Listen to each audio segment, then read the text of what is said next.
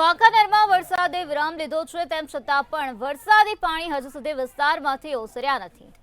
Wankaner Bhatia society પાસે હજુ વરસાદી પાણી નિકાલ નથી થયો, ત્યારે સ્થાનિક રહેવાસીઓ દ્વારા પાણીનો નિકાલ ન થતા આંદોલનની ચીમકી આપવામાં આવી છે. હજારો લોકો મસમોટા પાણીના સરોવરમાંથી અવરજવર કરવા માટે મજબૂર બન્યા છે.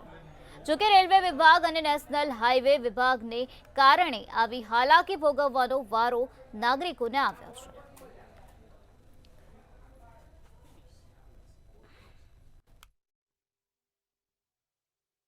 આજે સ્થાનિક લોકો દ્વારા રજૂઆત મળેલ તેના અનુસંધાને સ્થળ મુલાકાત લેતા ભાટિયા સોસાયટીના સર્વિસ લાઇન ઉપર નાલામાં જે મૂળ નેશનલ હાઈવે અને રેલવે ઓથોરિટી અંતર્ગત એમની કાર્યક્ષેત્રમાં આવતો હોય સંબંધિત બંને ડિપાર્ટમેન્ટને ટેલિફોનિક જાણ કરેલ છે.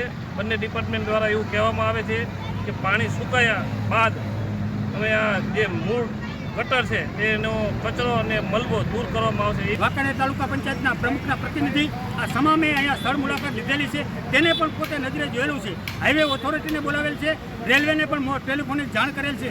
તો હવે આ પ્રશ્ન અમારો કાયમી ઉકેલ આવે અને કાયમી આનો નિકાલ થાય એવું ભાટિયા સોસાયટીના નાગરિક વતી હું એક ચીમકી તરીકે આપું છું કે હવે આ પ્રશ્ન હલ નહીં થાય તો વહેલા મૂકે ના છૂટકે અમારે ગાંધી ચિંધ્યા માર્ગે આંદોલન તરફ લઈ જવું પડે.